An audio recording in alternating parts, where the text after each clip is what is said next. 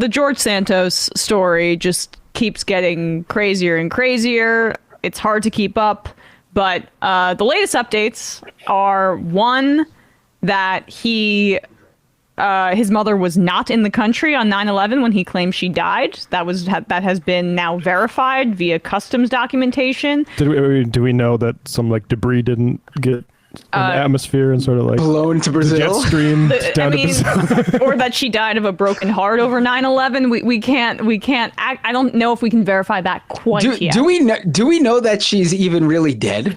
She died in 2016, I believe. I mean, again, this is hard to keep track. We don't fully know that.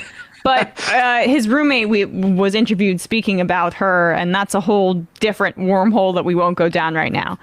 Two, recently we have discovered that according to two people in Brazil and a photograph that seems to confirm it, George Santos dressed in drag and participated in drag shows in Brazil. Which is fine, by the way. Which would be awesome if he wasn't such a psychopath and a part of a party that's advocating for taking LGBTQ rights away and saying that these people are groomers there. Yeah, this is Qatar Ravash, a.k.a. George Santos, a.k.a. Anthony Devolder, a.k.a. Allegedly. Anthony Zabrowski, allegedly. And they're serving. Yeah, I mean, this, honestly, truly, right? Go off, but actually go off into the good night and don't be in Congress anymore, is what I mean to say by that.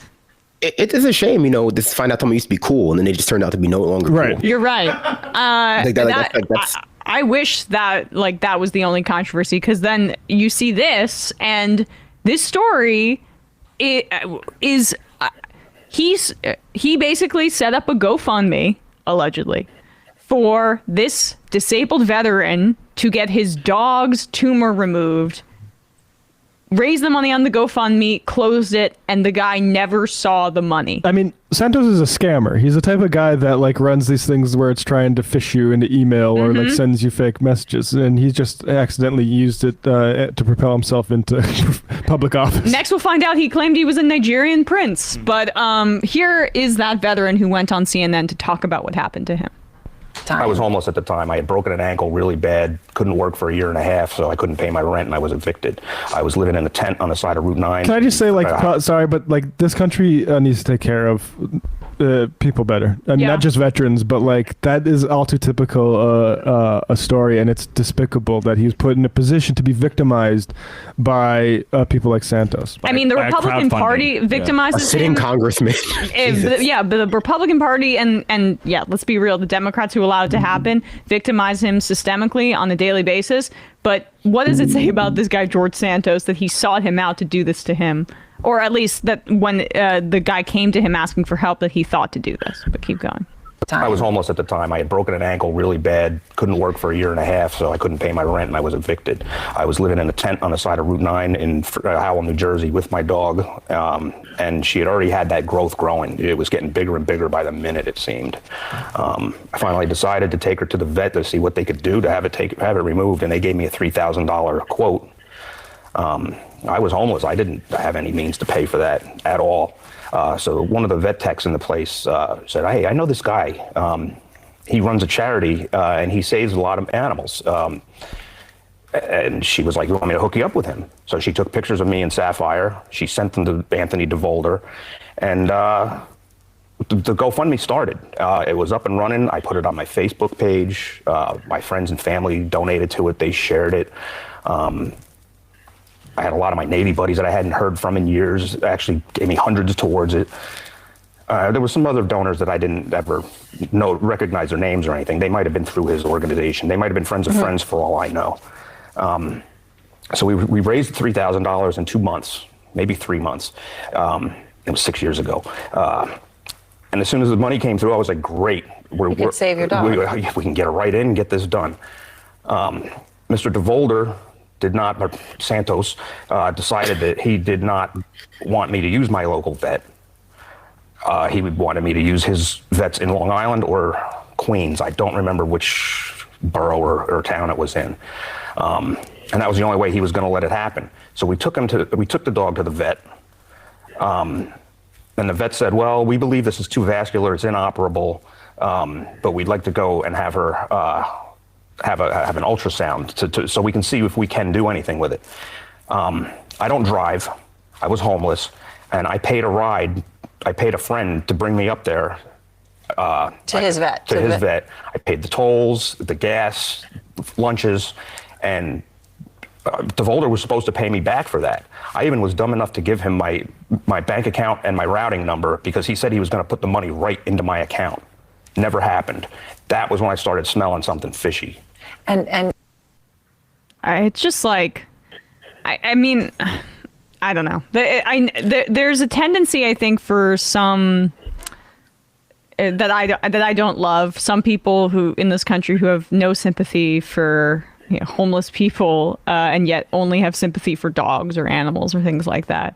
But I mean, in this instance, like it's just a triple whammy of predation, and it's just incredibly cruel. It sounds made up, not because it is, but because he defrauded a homeless veteran of money they were raising to take care of his sick dog. That's like real scumbag. That's like real scumbag level stuff.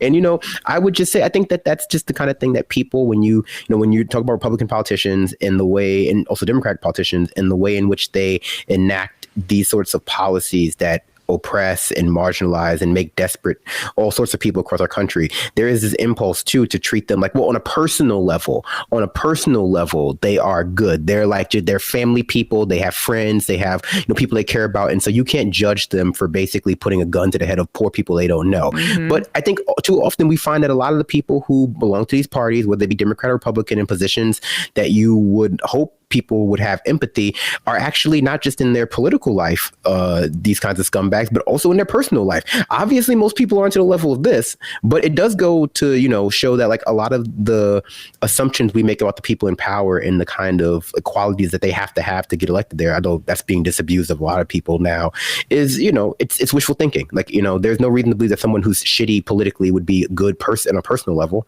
Yeah. What's really messed up about this, there's another part of this clip. Like, I think sometimes people have this feeling when they see a homeless person with a dog where they're like, oh, I feel bad for that. Like you said, I feel bad for the dog because they're like, they are also, they don't have a choice. They're not in a home or something like that. This guy details how basically this dog was the only like kind of other outlet for any sort of emotional response or that he had in his life, and that she prevented him from killing himself multiple times because he knew that she would not have care without him. And so like it just kind of lays bare that like this is a really, really sick person. Oh yeah, he's a sociopath. Like, no question. That has really no question.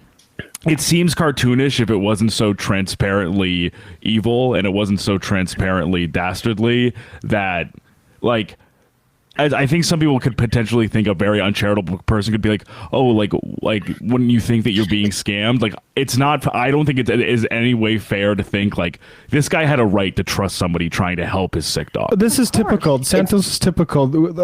This country cultivates the desperation that makes this country target rich environment for scammers, and it's done it for a century plus. Also, I would say, what makes it cartoonish is that it's also not that much money. Obviously, for a homeless veteran, $3,000 is a lot of money. But, when you talk about crypto scams and some of the larger GoFundMes that have had defraud happening to them, like that one woman who raised that money for like that homeless guy and tried to keep it or something a few years ago, those like go into like the hundreds of thousands of dollars, millions of dollars of money. This is like $3,000 to like, that means that, means so much more to the man you're stealing it from than directly from it, because you've spoken to him. It's not like through any kind of channel than it had to have meant to Santos / Devolder. And it's just like, that's what makes it's like just crazy. It's like, it's only $3,000. Right. It makes you think, how many more people has this happened to? I mean, we're going story after story. But if he's scamming homeless veterans for $3,000, and we also still have no idea how that money was dropped into his Devolder LLC or whatever. There's so many more layers that we haven't even reached at this point. I can only imagine what he used the money for. He probably used it to like buy a potato gun to shoot at an orphanage or something. Just like real messed up cartoon shit. Like he's getting a cartoon like Captain Planet suit made to start becoming a pollution villain. Like who knows? Like I know he really, to bring it back to Velma, he is the villain that they could have used to tie it back to Scooby-Doo in that show. It seems like.